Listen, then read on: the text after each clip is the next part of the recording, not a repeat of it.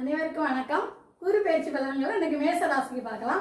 மேச ராசிங்கிறது காலச்சக்கரத்துக்கு முதல் வீடு. இந்த வீடுல நமக்கு சந்திரன் இருப்பார். இப்போ சந்திரன் இருக்கும்போது சந்திரனுக்கு 4வது வீட்டில் குரு பகவான் உச்சமடைகிறார். இப்போ குரு உச்சமடைகிறதுனால பஞ்சமகா யோகத்தில் இது கம்ச யோகமாக வருது. அதே குருவும் கேந்திரத்தில் இருக்கிறதுனால உங்களுக்கு குருச்சந்திர யோகம், கஜகேசரி யோகம் இருக்குது. இதே உங்கள் ராசிநாதன் செவ்வாய் இதில் இருந்தாலோ அது இந்த இடத்துல இருந்தாலோ உங்களுக்கு குருமங்கள யோகம் உண்டு. அப்போ உங்களுக்கு இந்த தடவை நிறைய யோகங்கள் மேசராசிக்கு இருக்கிறதுக்கு வாய்ப்பு இருக்குது. அதான் குரு பகவான் யோகம் எங்கே சுகஸ்தானத்தில் இருக்கிறனால ஆக்சுவலி உங்கள் ஜாதகத்தில் இதில் ஏற்கனவே ஒரு கிரகம் இருக்கணும்.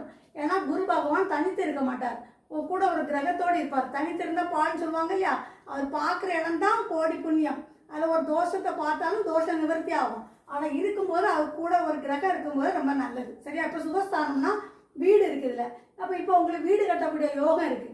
பெரிய வீடு, அது குரு பார்த்தீங்களா, எல்லாம் குருனாலே பெரிய இது பெரிய வீடு கட்டக்கூடிய வாய்ப்பு இருக்குது. இப்போ கார் வாங்கலாம்னு நினைக்கிறீங்களா, இந்த மாதிரி கார் இனோவா, எர்டிகா, பென்ஸு இந்த கார்லாம் வாங்குறதுக்குள்ள வாய்ப்புகளும் உங்களுக்கு இருக்குது. படிப்பில் இப்போ பிள்ளைங்க படித்து முடிச்சிருக்கீங்க, உங்களுக்கு நிச்சயமாக பெரிய இடத்துல படிக்கிறதுக்கு உயர்கல்வி படிக்கக்கூடிய வாய்ப்பு கிடைக்கும். இவ்வளோ நாள் டாக்டரேட் முடிக்கல அப்படின்னு நினச்சிட்டு இருக்கீங்களா, அதை தொடங்குங்க, அது நிச்சயமாக சக்ஸஸ் ஆகும்.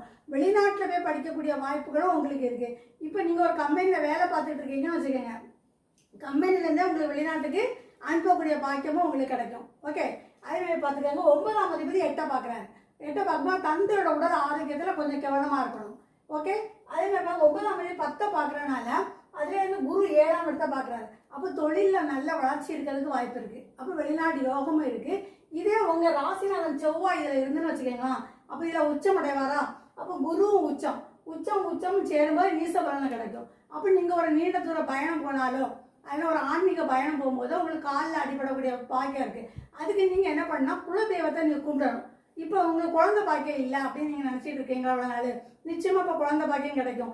எப்படி மேடம் 8, 10, 12 தானே பார்க்குறாரு குழந்தை பாக்கியம் அப்படின்னா, நிச்சயமாக அவர் குரு பகவான் சுகஸ்தானத்தில் இருக்கிறனால குழந்தை பாக்கியத்தை எப்படி கொடுப்பாரு. நீங்கள் இப்போ அரச மரத்தில் விநாயகரை நீங்கள் கும்பிடுங்க, நிச்சயமாக உங்களுக்கு குழந்தை பாக்கியம் கிடைக்கக்கூடிய வாய்ப்புகள் இருக்குது. ஓகே, அப்போ படிப்பு நல்லா இருக்குது, வேலை கிடைக்கிறதுக்கு வாய்ப்பு இருக்குது, வெளிநாட்டுக்கு போக வாய்ப்பு இருக்குது. ஓகே, 12ஆம் இடத்துல அதிபதி 4 இருக்காரு.